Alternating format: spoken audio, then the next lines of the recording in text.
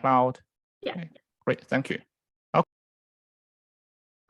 All right. So to be honest, I have been like really nervous about this presentation because I feel like challenged.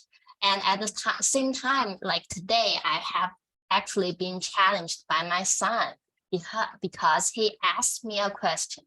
He said, Mom, like if A equals 1, B equals 2, C equals 3, can you think of a word that would add up to 100? So like we have been using pencils and papers, trying to do math. We list all the letters and we try to use math, trying to find the numbers first. And then we try to compose the word, but it didn't work. So I was thinking like let's try ChatGPT. So we worked on ChatGPT. It was like in 3 seconds. And it came up with the word attitude. So today when we had a game today, he was like really proud to share with his friend. Have you solved the word challenge? I know it. So that's how like ChatGPT has been working for me. I use it every day. I use it for like almost everything.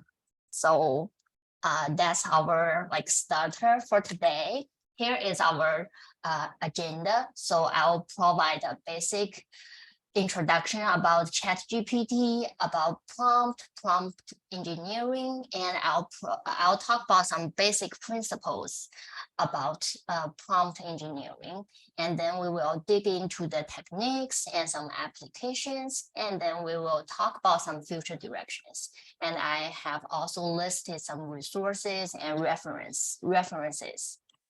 Could you zoom in your slides? Oh, there's a slideshow. Yeah, great.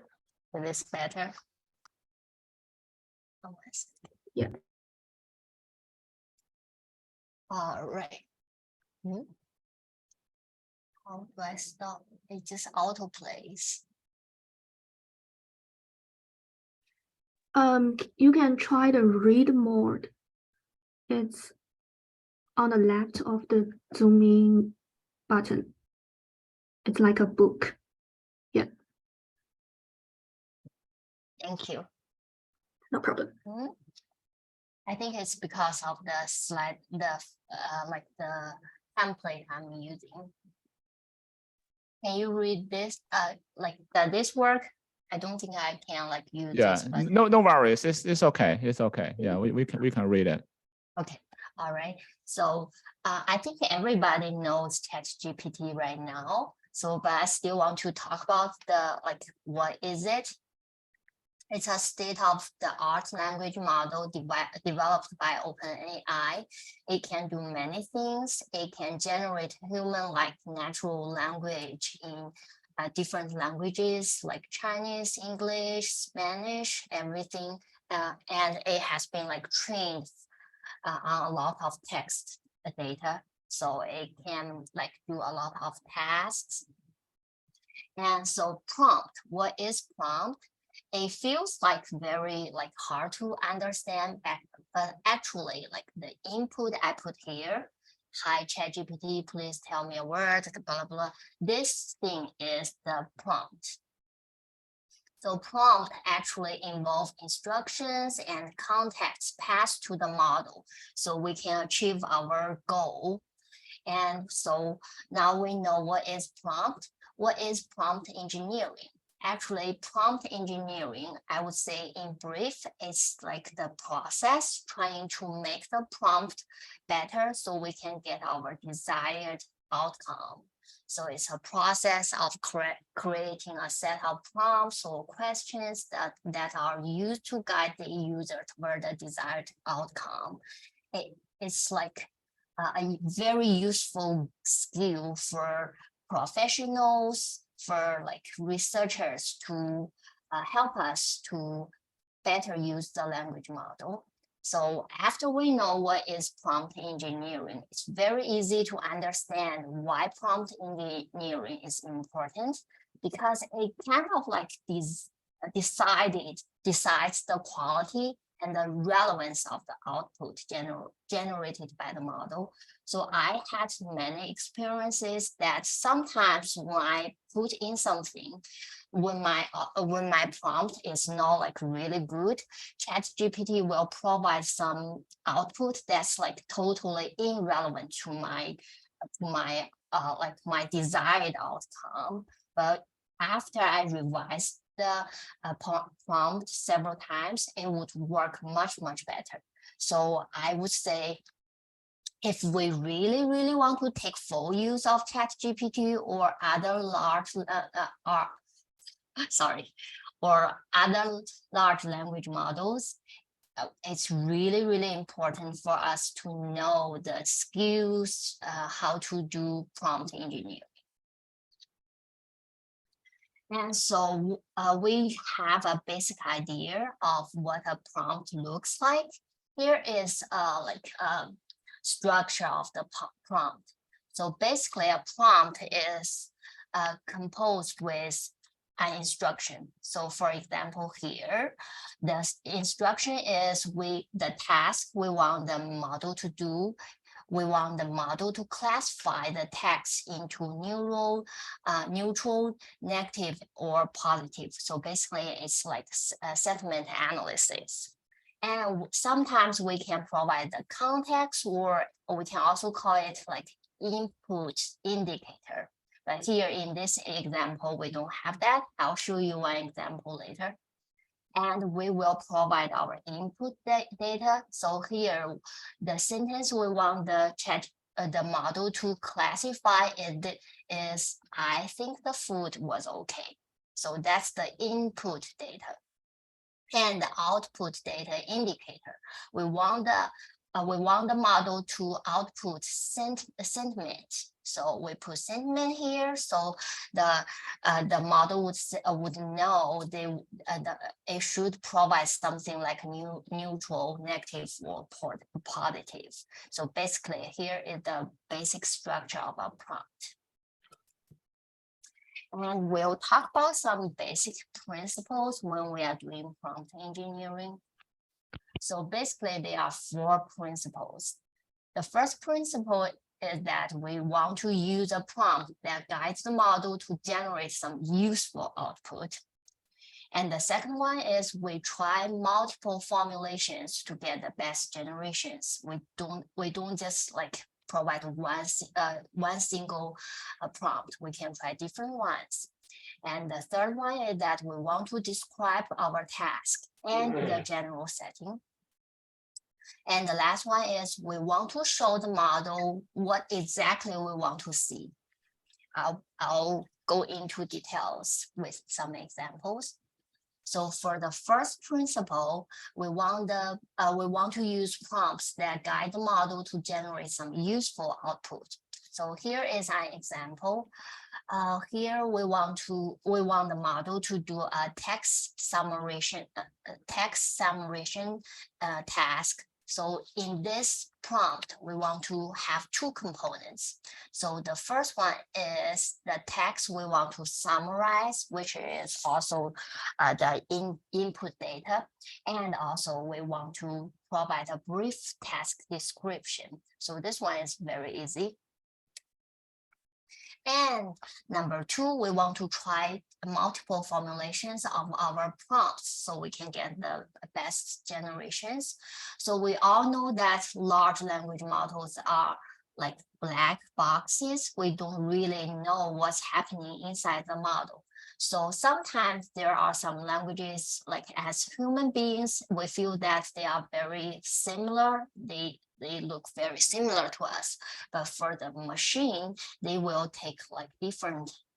They will understand the inputs very differently. So the second principle is that if you use one prompt that doesn't work well, we can try different ways to like describe the task differently. And number 3 is very important, and it goes more into the details. So we want to describe the task and the general setting.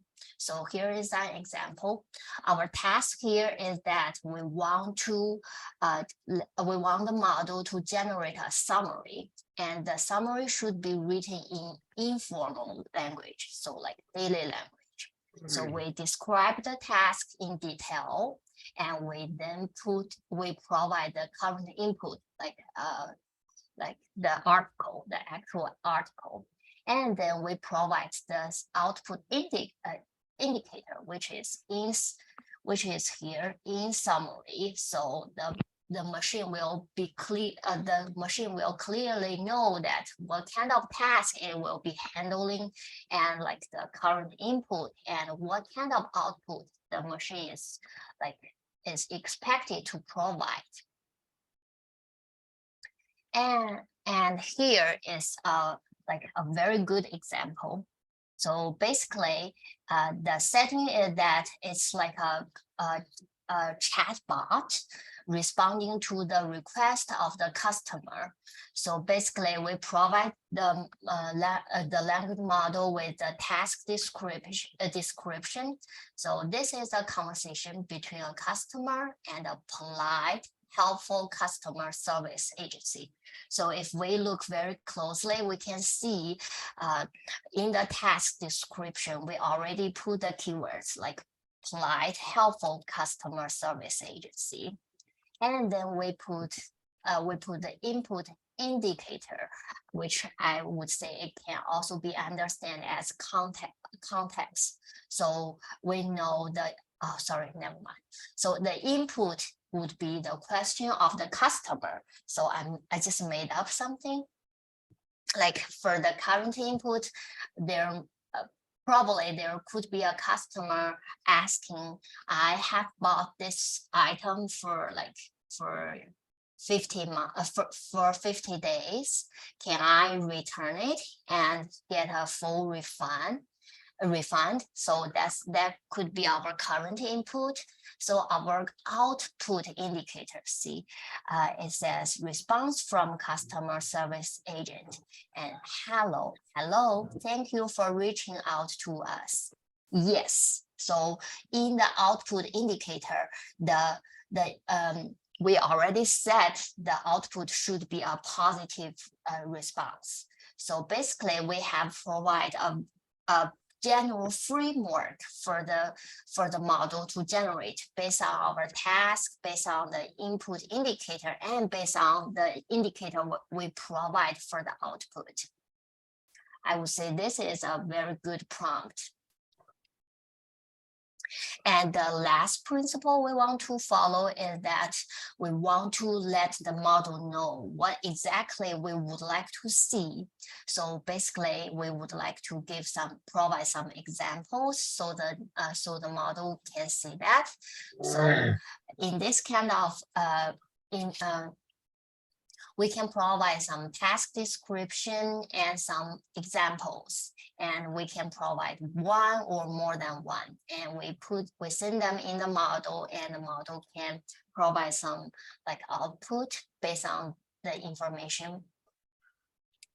Here's an example. So it's like a segment classifier. So we describe the task. This is a movie review. This is a movie review segment classifier.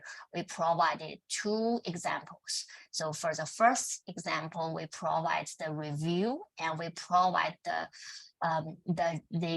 segment.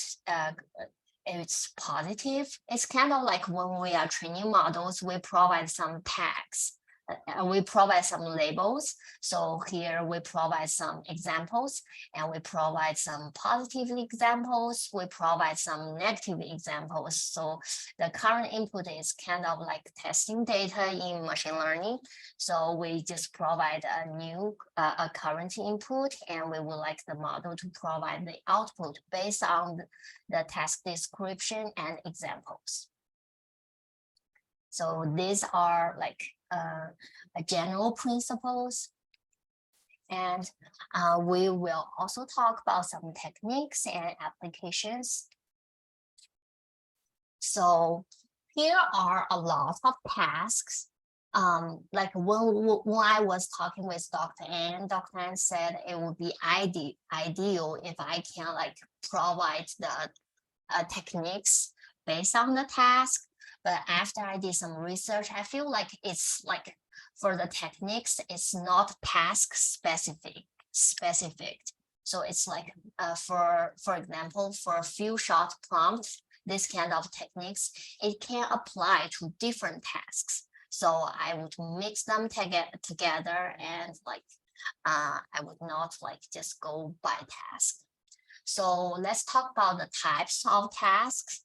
Here, I just provided 3 types of tasks. So basically it's text summarization, question answering, text classification, role playing, code generation, reasoning. So I feel like these 6 tasks can cover most of the tasks, but I would say it would cover all of them because like I think people have been very creative trying to use the models. So there are like a lot of different types of tasks. Here, I'll show you. Can you see the Excel document? Yeah. Yes. All right. So here is I downloaded this from GitHub. It provided different tasks, and for that kind of task, what are some good prompts we can use? So if we look at this column, so we can see actually the language model can do a lot of things, but like more than like what I can think of. See, it can be a rapper, it can like compose some music, and it can like debate, a debater, debate coach, like it can be a dentist, a doctor, like a lot of things I have never thought about. So I would say this, I have provided this, the link to download this Excel at the end of the slides.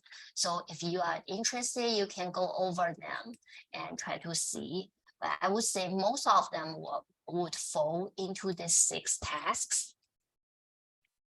And in terms of techniques, I would like I would focus on 5 major techniques. The first one is few short prompts. Basically, here we mean that we provide some examples in our prompts. And number 2 is chain of thought prompts. It's also called COT. So basically, COT means that we provide some reasoning steps, so the machine can know what we are thinking, our like thinking logic in the prompt. Number 3 is self-consistency. Basically, it's like for number 1 and number 2, for this tool, it's kind of like one-time try. But for number 3, self-consistency, we can use the same prompt among different models, so we can like see which answer has been like very reliable across models. And number 4 is PAL. So basically, we are in this technique, we are trying to reason with some codes rather than just our like natural language. And number 5 is that we combine both reason and act together. Not only we provide some reasoning steps, we provide some like codes to help with our reasonings. We also do some act. All right, that's some like basic ideas about the task and the techniques. So we will we'll do one by one. Before we go to the actual codes, I would like to provide a brief introduction about setting. So setting it's like basically, when we talk about setting in the context of ChatGPT or large language models, we are mainly talking about temperature and top P. So temperature is kind of like it's a parameter that decides the level of randomness and creativity of the output. And top P is basically, it's very similar. It controls the diversity of the generated text by setting a probability threshold for the our next generated word. So if we if we would like some output with very high with very exact, it's kind of, if we would like some output that with some exact answers, we would keep these two parameters low. But if we want some creative output, like if we want the model to write a novel, we want to keep this, we want to keep them high. So I will show the process in the code. So here, I just installed some libraries, some basic libraries, and I imported. I imported some necessary libraries, and I put my OpenAI key into a TXT file, and I read it from Google Drive. Sorry, can you increase the font a little bit? Okay, yeah, that's better. Yeah, thank you. Yeah, and after that, we now have access to my my OpenAI, and then we define two functions to interact with the OpenAI. So the first function is that set open parameters. So basically, it takes 6 parameters. We talk about temperature, we talk about top P. So the default for temperature is 0.7, and the default for top P is 1. And then we create an empty dictionary, so we can store our parameters in this dictionary, OpenAI parameters. And this function returns the OpenAI parameters dictionary. And in terms of the second function, it's called get completion. So it takes two kinds of parameters. The first kind of parameter is the parameters we set for the model, and the second one is a prompt, like the input we provided. So here we use the create method to create a completion, and it will return our output. So here are some very basic examples. So when we type in the sky is, we would like to see what the model would respond. So here is, we call the response by using this by using this code, and then we use markdown, so the formatting would look better. So here, when we put the sky is as the input, the model output is blue, and it provided some more information about that. Remember, I used the default setting for top P and temperature. So here I did some experiment. So I changed the temperature to 1. So basically, when the temperature is high, the highest would be 1. The model would be more creative. The output will be more random. So here I really like this the output. So basically when we put in the sky is, output is the limit. So the sky is the limit. It's like more like a poem. But here, if we change the temperature to 0, which means that the model would be like would provide some exact answers, less creative. So we see the answer is the sky is blue. The sky is blue because of the way the atmosphere scatters sunlight. So it's kind of like it provides some scientific knowledge, some like physics facts. So we can see when we change the temperature, the output is really different. So back to the slides. So here is the first technique we would like to cover. So it's called few shot prompts. It's very easy to understand. Basically, we want to provide some examples to the model so the model can know what exactly we want to see in the output. So I'll show you in the code. So basically, we just provide in the prompt, we provide some examples. So the odd numbers in this group add up to an even number. And we provide like a list of numbers, and then we provide the answer. The answer is false. And then we provide 1, 2, 3, 4. We actually provided 4 examples, and then we put our current input, like the input for the actual question we need answer. So the odd number in this group add up to an even number, and we provided the list numbers we want to know, and then we provide an output indicator. So the model would know it should be providing some outputs like this. The answer is. So that's the first technique we want to know.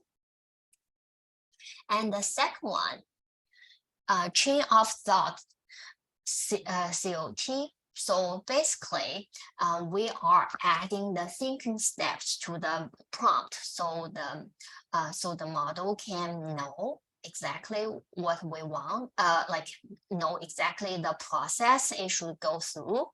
So this kind of technique is good for more complicated task, which requires more reasoning.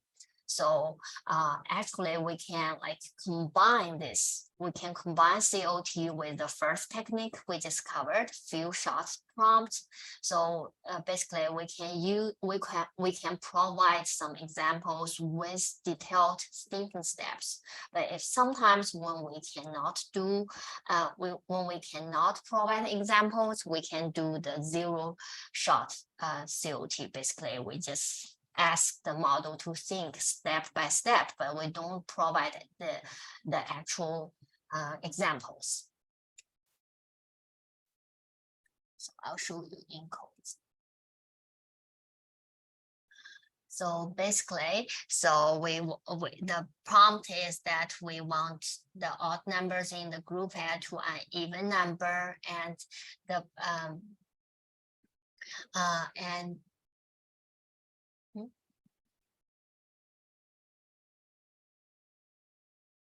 so here we provided the thinking step. Adding all the odd number gives 25. 25 is not an odd number. So the answer is false. So basically we provide the thinking step in the prompt, and then we would like the model to follow our step and then provide the output. And in terms of 0 shot COT, so we basically provide the prompt the task, and then we just add a sentence saying that we want to think step by step. We want some reasoning steps, but we just didn't provide some step. We just didn't provide some examples. So here is the output. We can see that instead of just provide the answer is right or wrong, it provided like the whole process. Like I started with 10 apples, I gave away 2 apples to the neighbor, like the whole process. So I feel like this is very helpful if we are doing some like complicated problems for like reasoning or math. It will help us to get more desired outcomes. And the third technique is self-consistency. So basically, we are like covering the techniques from simple to complicated. So for number 3, it's like it's for more complicated tasks. So basically, in previous techniques, we just use the naive greedy the naive greedy decoding. So we just want the highest probability for the outcome. But here for self-consistency, we just like sample multiple reasoning paths. We would like to see if we go with multiple methods, which one would be the most consistent answers. And here is a graph we can see. So for COT, we just provide the prompt to the language model, and then the language model provides the thinking detail, and then we know the answer. But in terms of self-consistency, we actually provide a lot of details about like the question, the COT detail, like the thinking steps, and then we sample like different ways of doing that, a different thinking, reasoning passes, and then we try to see, like for example, which one is more consistent by using the majority voting, which one is the most reliable answer, and then the model will pick the most reliable one. I was trying to do I was trying to like do this in the code, but I wasn't able to do that. So basically I provided a prompt saying like when I was 6, my sister was half my age. Now I'm 70. How old is my sister? If we run this code directly, we can see the answer is not right. So, and then we like provided detailed thinking maps and multiple different thinking steps. And now we know the answer is correct. But here we cannot like demonstrate how we are using self-consistency. Actually, I have found a tool we can use. So here it's called Open Playground. So now I use up all my credit. So I'll just like show you generally. So here in this, by using this tool, you will be able to like select your models, like different models, and you can select the parameters. So by using this model, by using this tool, we can like experiment. So basically we can like provide the same code I just provided to different models, and we can sample the models based on the output it provided, and then we can like use the majority voting method trying to find the most reliable output. Actually, there are more tools can do that. a lot of tools can let us to compare across models. So I would say Playground is one option. There are more options. We can test across models, so we can like find the most reliable response. Yeah, fun. This is fantastic. Just a for clarification here.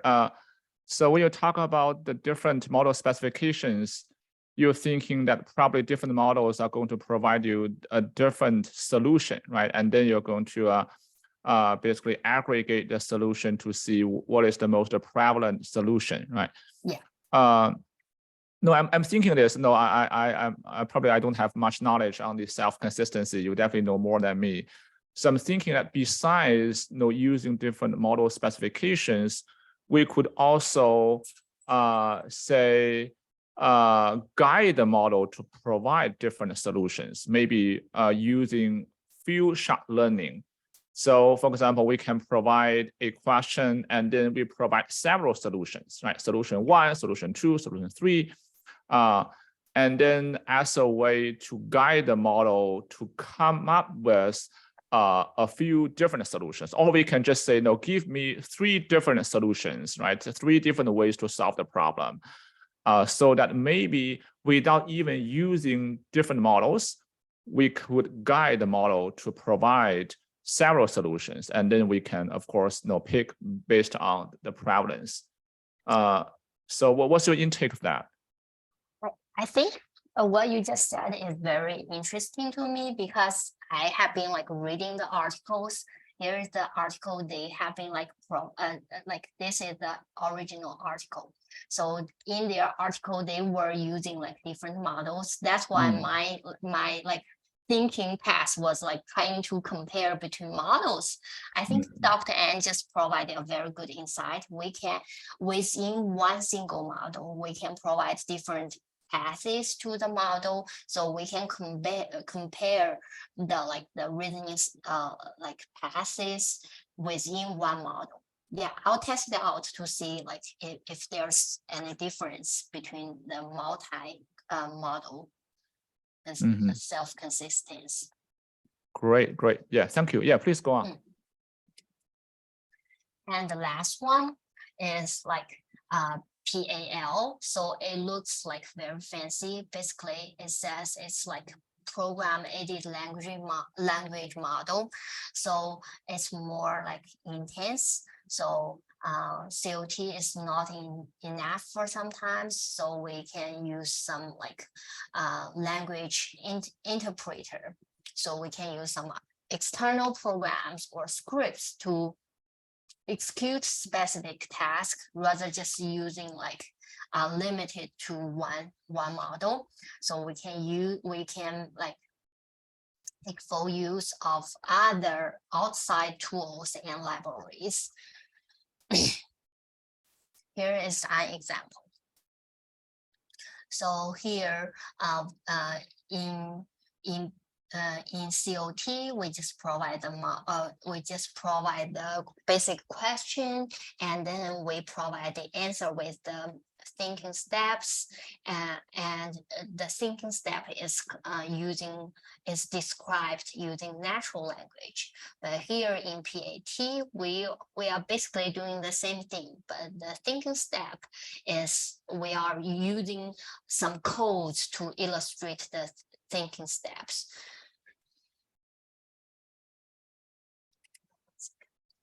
So I don't have an example here, but here, so first React, we talk about reason.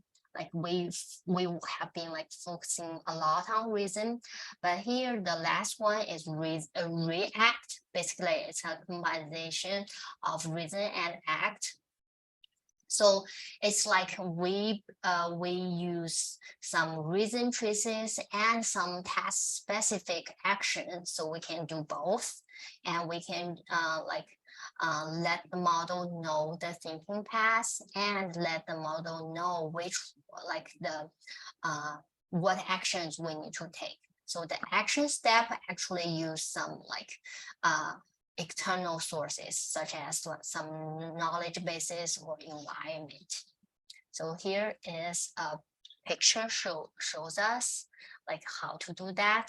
So here we actually have a question. If we do not use any techniques, it's just like a standard response. It will provide a response. This response could be true, or it can be just some random answers. So, and then we can also use COT. It's reason only. So we provide the thinking steps, how we are thinking, and then the program will take in what our like thinking steps and trying to provide some answers. And then here are some act only. So basically we use some agent to tell the model what actions we can use. I'll give you an example like in 1 minute. So basically we use an agent, so the agent can do some actions we require. So we can let the agent, we can let the model to do the search action, and then it provides some observations. And then based on the observations, we can like do the more search and then get the observations. It's kind of like that. But for reaction, it's kind of like combine of like reason and act. So we provide our thought, our thinking, and then we get some like action demand. We let the model to do some actions, and then we get the observations. And based on the observations, we can like provide more deeper thinking step, and then provide like the further action and get the number 2 observation and keep going and keep going. It's kind of like that. This one is actually I'll cover that more in the tool section, but here the way we can like make this possible is that we have been using a library called LangChain. 1 second.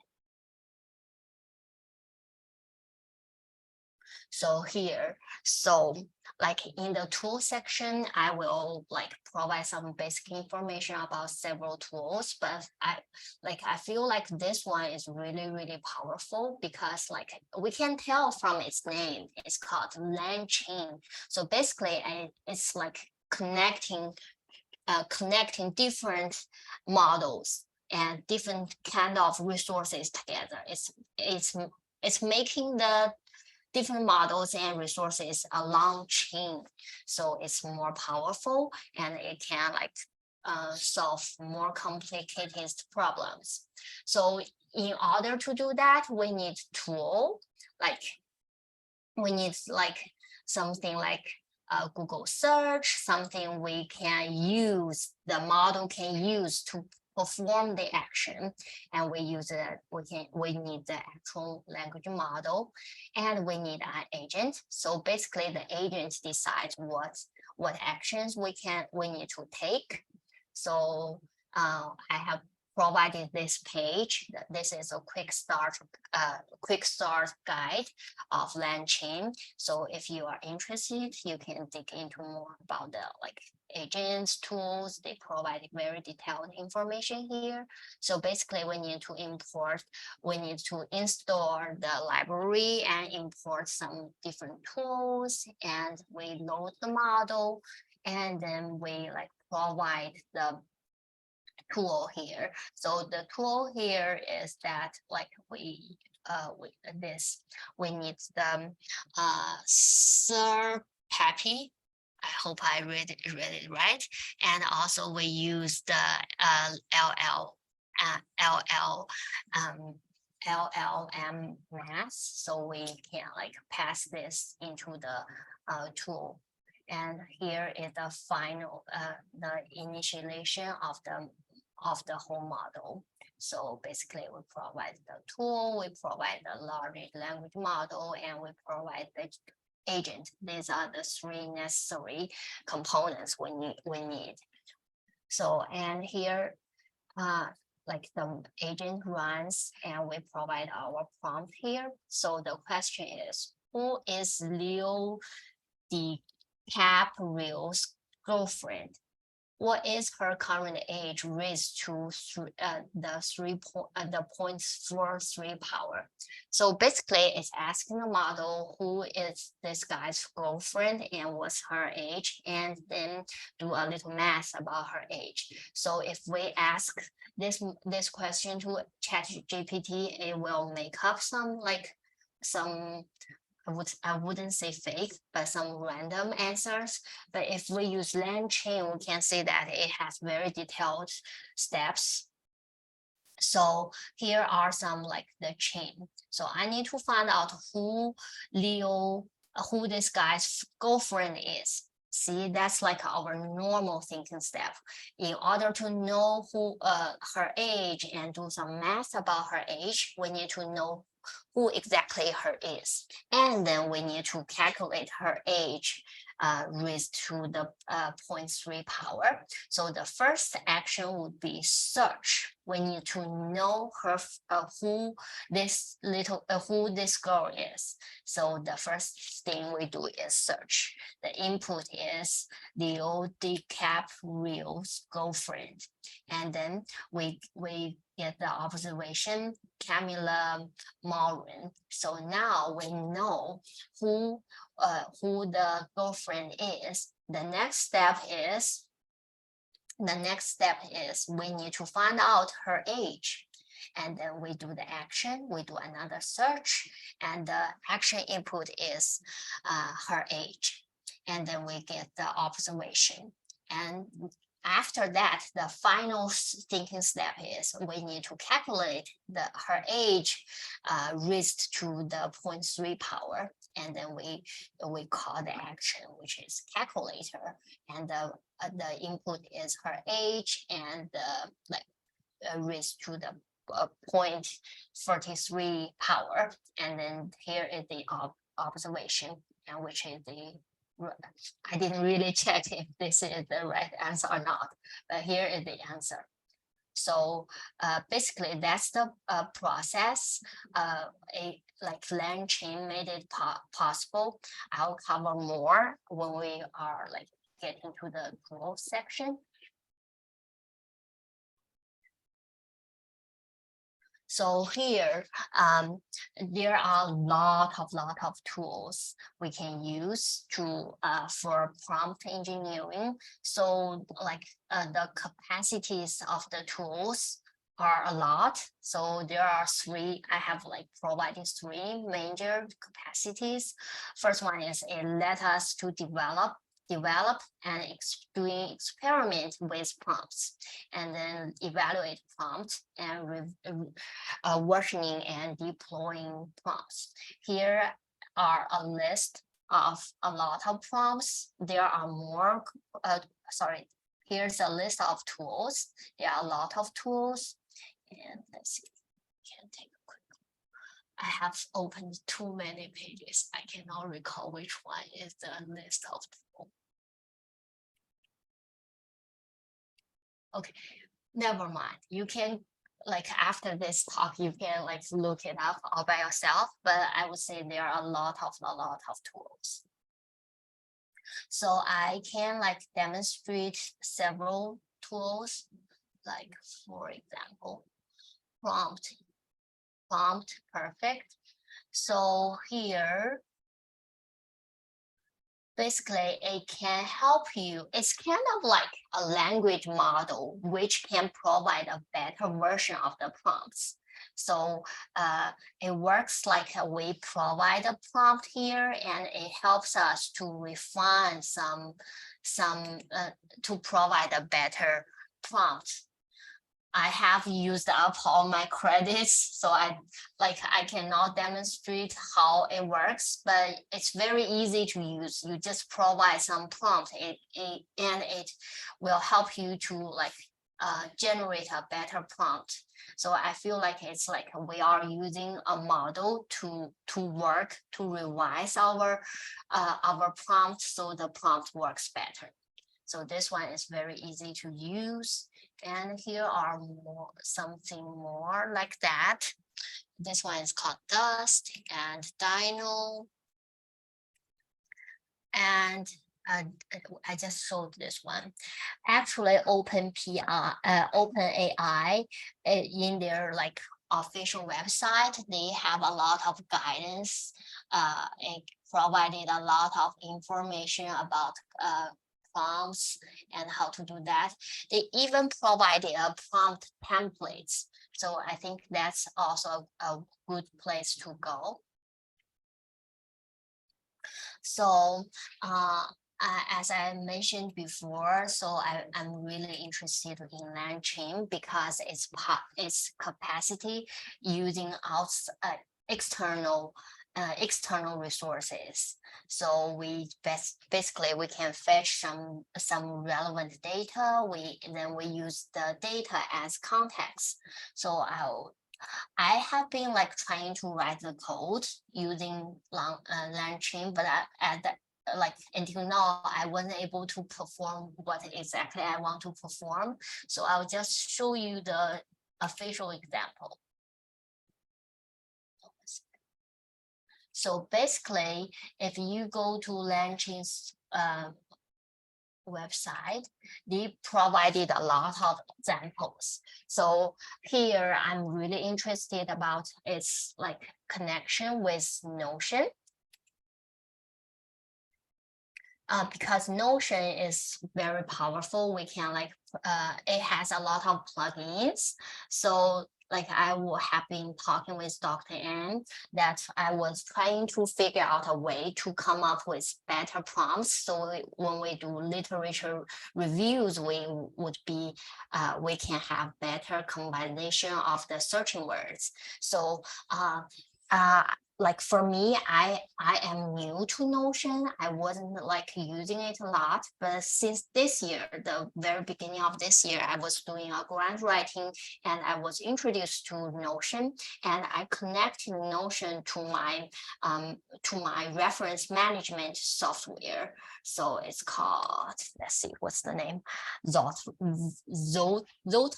I don't know if I say it right. So basically, we can connect the references, the literature we like to Notion.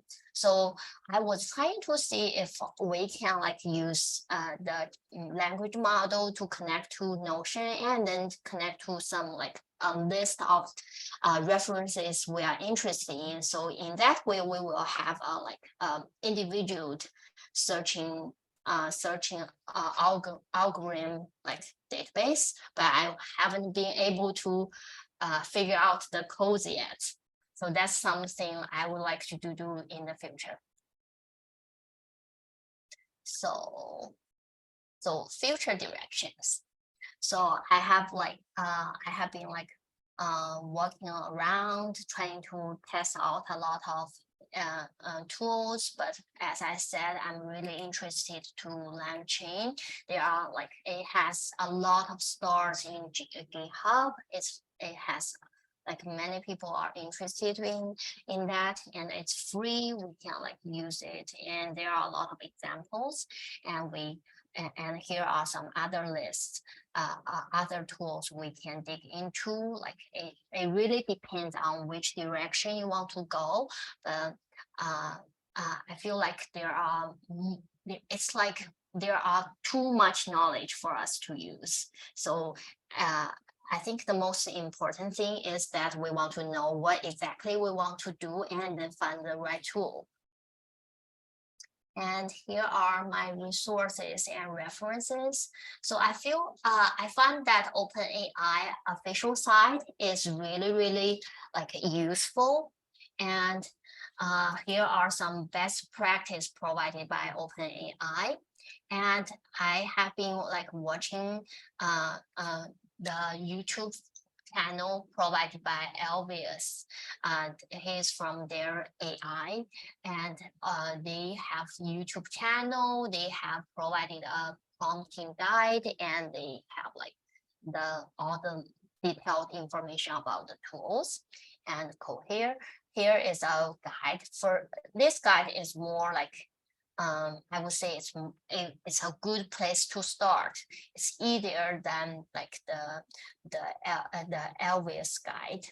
And here are some general information. If you want to read some information about prompt in like human language, you can start from here. And here is the Excel documentation I shared. All right, that's it for my talk. Thank you, everybody. Great work. Thank you so much, Fan, for such an informative talk. So it's I think it's really excellent. A lot of know-how, a lot of skills that you learn and share with each of us. Is fantastic. So thank you. I know that you spend a lot of time, a lot of hours to work on this since we talked last week. So great presentation. So let's open up for we still have some time, I think probably to 8:30. But we could end earlier if we don't have question. But presumably, I guess the audience have a lot of questions. So let's open it up for anyone who want to raise a question. Just you can either use just unmute and talk, or if you prefer to write in the chat box, that's also fine. Whatever you like. So let's open up to questions and discussion and comments. Anyone?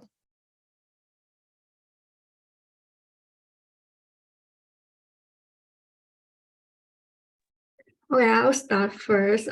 First, thank you for Dr. Fan Yang. You really give me a lot of takeaways like set temperature, copy, and chain of thought, self-consistency.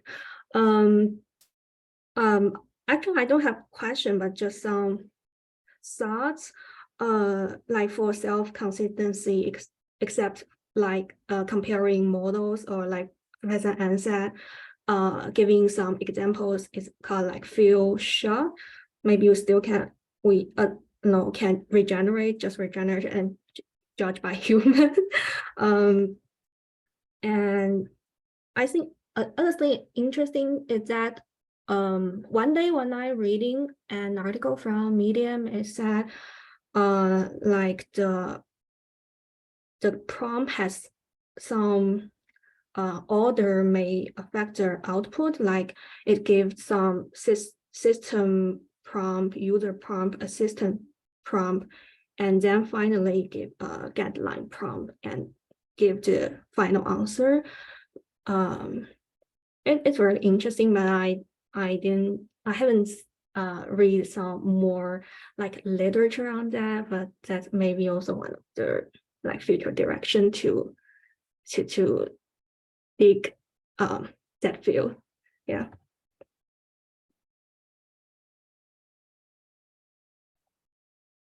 Fan, do you want to respond to the comment? Yeah, I was trying to unmute myself. Oh, yeah.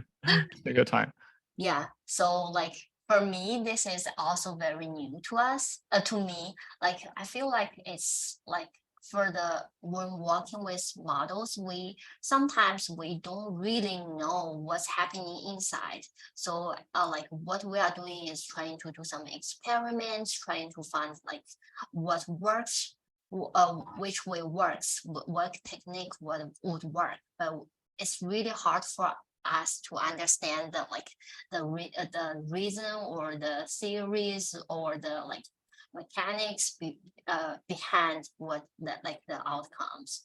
So that's like my biggest feeling when I'm doing this. Right. Yeah. So just a brief response to Yu's question. So Yu mentioned about the different type of prompts. For example, a system prompt, a human prompt, an AI prompt. So those prompts types relate to are specific to ChatGPT, because ChatGPT is built upon the GPT models, especially 3.5 and 4. And to allow the conversation to go on, they need to have a so-called system message to guide the conversation so that it has kind of internal memory to know what is going on and how those prompts are related. So the system prompt is specific to ChatGPT, not to the GPT model in common and other natural language processing models. So that is something specific.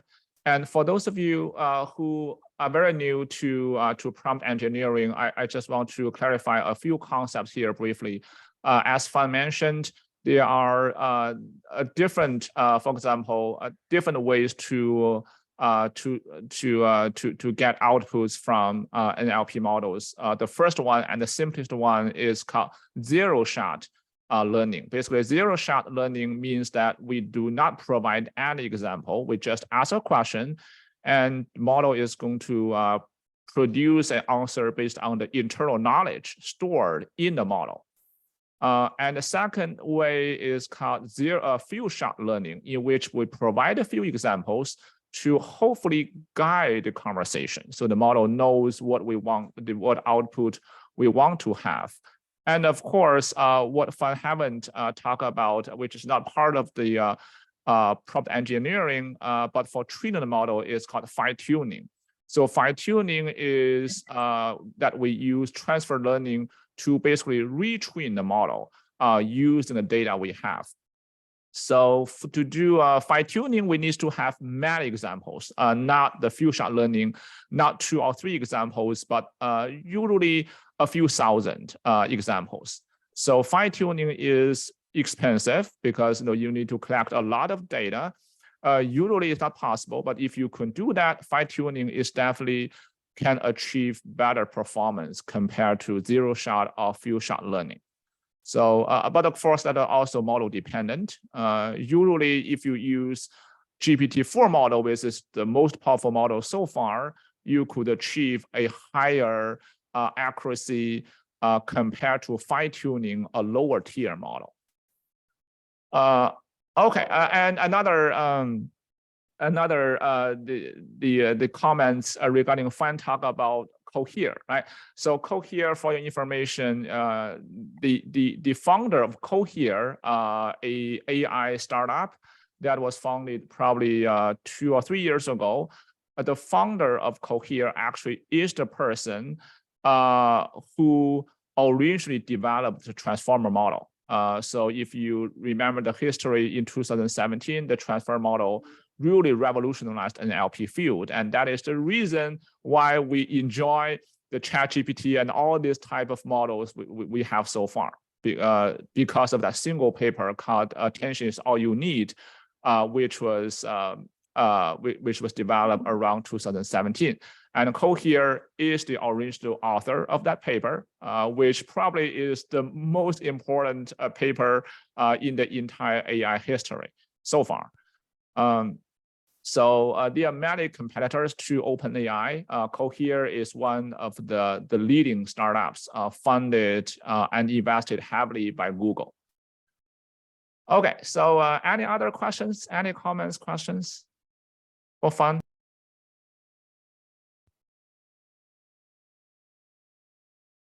I have a question about the step-by-step prompt.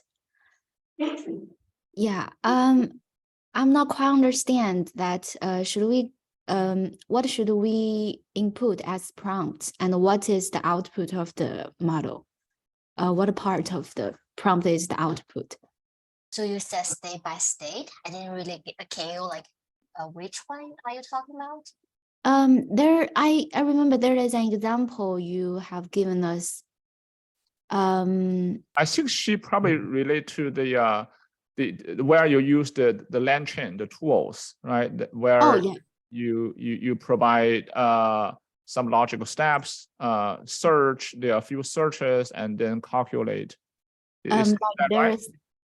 There is observations, thoughts, and the acts. Are we talking about here? Oh, yes. Okay, so basically, when we want to use, or when we want to connect the large language models with external resources, we need something like agent. Agent is I would say it's it's like something it can provide the action, and then we also need the tool. So the agent would use the tool. So here I actually didn't really run this part because I was like I didn't really run it, but I just have a basic understanding. So the reason why we can provide action here is because we get agent here, or we get agent in this model. Right. So I can provide a little bit more background to that. So basically, the idea is that we try to link multiple operations together. So you could think of this as a sequential model. So the output of the first prompt is going to be used as the prompt for the second question, and so on and so forth. So here, basically, the agent is a autonomous agent that uses the tool. So there are two tools there. The first one called Sapari. So Sapari is a search tool. It's a tool pre-built by LangChain. And LLM is another tool pre-built by LangChain. And you can also build your own tools if you like. But basically, they link these two together. And the Sapari is going to take care of the search. And the search is going to be sequential. If you take a look at the first action search, it found the Liu DiPrago's girlfriend. And then from there, they use that information as the search for the second prompt, the prompt for the second search. And then sequentially until they find his girlfriend's age. And starting from there, the second tool is going to take over, which is going to help you calculate the age raised to the power of 0.43. That's an answer question? Yeah, that's so helpful. Great. And so Momo asked a question, right? Okay, it's just a comment. Okay, yeah. Any other questions or comments? Hi, I have just one very quick question. What do you think about using prompt engineering to solve the issue of lack of labels? Do you think it would inflate type 1 error if there are systematic errors within your labeled data sets, or do you think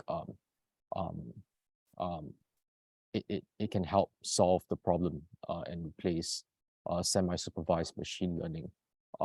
Have you seen any success, or I mean, what's so far? What's like? Have you seen any success from either side of the things? So Charles, if I understand correctly, you were talking about, for example, in sentiment analysis, right? As an example, that you have, for example, tweet messages about a topic, and then you use prompt engineering, basically using ChatGPT or other models to make prediction, make a classification about each tweet in terms of its sentiment. Have I understand you correctly? Not really. My apologies. Sorry, I'm in open space right now. I'll try to be a bit louder. But sometimes if you have a series of labeled data sets and a series of unlabeled data sets, do you think prompt engineering could help with the unlabeled data sets? Or do you think it could inflate the type 1 error of your existing labeled data sets? Could you provide an example of what kind of, I'm thinking of, do you mean tabular data, numerical data, or text data? What type of data? Yeah, sure. For example, sometimes it's for example, you want to in disease records, right? You want to for example, hand label potential side effects or something like that, right? It can be very cumbersome to do it for like 10,000 patients. So let's say if you do it for 1,000 patients, right, which is labeled now, and say, let me use the other 9,000 through prompt engineering.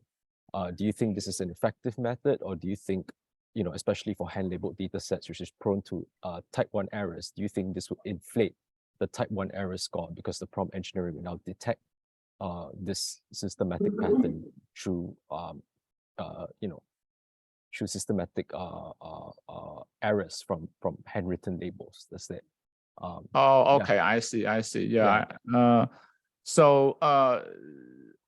Well, it really depends on the specific task at hand. I'm thinking of maybe for the task that you described, we most likely could use some kind of NER model or tools to handle that, because it's free text, and we try to recognize specific entities in the natural text. For example, a name of the disease, or a symptom, or a diagnosis, or the name of a drug. And those tasks are usually handled by NER, called named entity recognition. And NER models are a specific application of the NLP models. You could use prompt engineering, or you could use few shots. You could also fine-tune a model. So in my deep learning course, which you will take later, we illustrated how you can basically fine-tune the model using transfer learning to achieve a higher precision in recognizing entities in a task. But nowadays, well, because we have those powerful GPT models, maybe we could also try just using few shots learning, and then we can cross-compare the results with fine-tuning to see which one perform better. But I don't particularly see the reason why we need to worry about type 1 error or type 2 error. But of course, no, the errors definitely occur there. But well, the question is more about if we use hand labeling. One is whether we can afford it, and two, whether we as human could achieve a lower error rate, right? Because we human also make mistakes. So I don't know the exact answer, but there are multiple ways we can try and to see which way perform better. Yeah, thank you. Yeah, so do you think it would, I guess my question was leading at, do you think prompt engineering would start to compete with these NER name entity recognition, or few shot learning, or it's not a relevant application? They are not competing, because NER is just a specific task. NER is anything like summary, a text summary, or sentiment analysis, or intent recognition. It's just one of the many tasks that NLP models could do. It doesn't really matter whether you do few shot or no. So prompt engineering is just a way that you interact with the model to tell the model what to do. But it's not a modeling method per se. So the NER is a task we want the model to do, whereas prompt engineering is a way you communicate with the model. So they are different.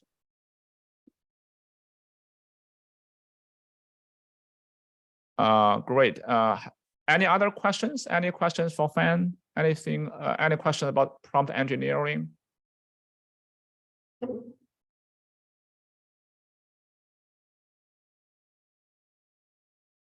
Okay, great. Again, I want to thank Fan for her fantastic presentation. I hope you all have learned a lot. No, I learned a lot. There are some concepts I'm not familiar with. And most importantly, Fan pointed out many resources for us to self-learn. So I learned some of them, but I haven't learned 95% of them, because no one can learn them all. So a few comments on what you want to learn if you have limited attention span. Most importantly, definitely go over the presentation today. I think this is a high-level overview plus hand-on skill training. So if you are still struggling with some of the methodologies, definitely go over this presentation again. And second, if you want to get started, first read the documentation from OpenAI. So the OpenAI documentation, as Fan said, is a fantastic fundamental resource that is evidence-based, pre-tested, because, well, they know what they are doing, obviously. The drawback is their documentation is, I would say, just essential, right? Just covering the bare bone of prompt engineering. It gives you a lot of food for thoughts, but if you want to learn more advanced prompt engineering, you should start probably learning something else. LangChain is a good but really comprehensive and plus a little bit complicated a tool to use. There are other evidence-based prompt engineering guide to use, as Fan mentioned many of them. So I guess there are a lot to learn. And so hopefully everyone get excited, even if you haven't learned ChatGPT at all. Hopefully we nudge you towards learning more, because we firmly believe that ChatGPT type of model and NLP model in general is the future, because it compressed the world of knowledge in the model in its trillion plus parameters. But well, think about all this information. They are embedded in this very compressed model. It's very hard for us to unzip the information, right? So we think really carefully how we want to unzip so that we can get the knowledge back. It's not going to be easy, and no one has ever figured it out. So we are all experimenting with this new futuristic technology. And so that is probably the all I want to say. And I hope this is helpful, and also encourage you to self-learn something that you can share. Just as Fan today did, we could utilize each of us to learn and share something. And especially, I'm thinking of the next topic, and definitely we'll revisit the prompt engineering for NLP, and Fan at that time probably is going to learn a lot more, so she can share a lot more than today. And I specifically think of the next topic is also about prompt engineering, but not for NLP model, but for what we've all excited about, the DALL-E 2, Midjourney, and stable diffusion models. Those models are really powerful for doing text-to-image tasks, basically transferring your description in English or any other language into beautiful artwork. So, but really, the prompt engineering for image models are very different than the NLP model. So this is a different domain. It shares some similarities, but a lot of things are just different. So I've already asked Xiaoxin to prepare something. She is going to self-learn for sure. And after that, probably we'll also find some others who could help. If you want to volunteer to work with Xiaoxin in this new presentation, you are more than welcome to do so. So just let me know. And then we don't have a set date for the next conversation. I'm guessing that probably maybe 1 to 2 weeks. So depending on the how fast we learn, because it is hard. You've taken a look and the work that is spent by Fan to make this presentation happen. Right? So it's going to take some time, but we will notify the group as soon as we set up a date. We are ready for the next presentation. And if you have any ideas about what you want to learn, what you want to share, just shoot me an email, or copy maybe Yuyi and Fan, so that we know your interest and we can schedule something. Okay, so we all benefit from sharing. That's the whole purpose of having this AI interest group. Okay, so that's all for today. And again, I thank Fan for your fantastic talk, and I appreciate all of your interest. And let's stay in touch. Bye, everyone.